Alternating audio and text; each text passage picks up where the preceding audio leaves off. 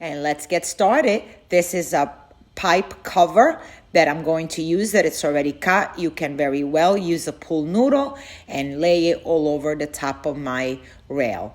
Go ahead and put in the garlands. The way I'm putting them in, they're gonna stay together.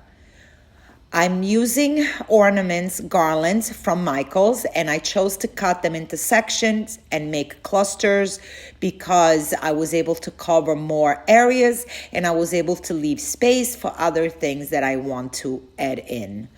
So I went and did that all the way down and just made different clusters. The way I'm constructing my garland, you probably don't see it from the video, but I'm going to be able to just peel everything off easily. Everything is attached to my pool noodle and save it for next year without moving any of the elements that I added in.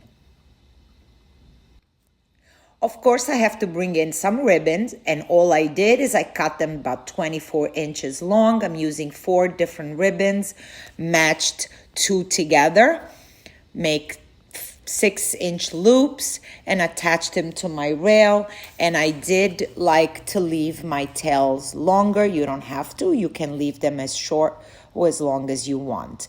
And I alternated all my patterns and just made loops, tails, and put it on my rail.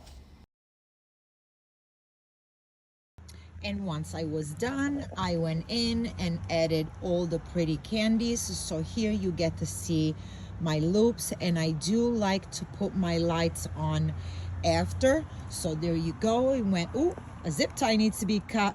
Went all the way down. I need to add some more candies here. It just got a little cold and a little windy.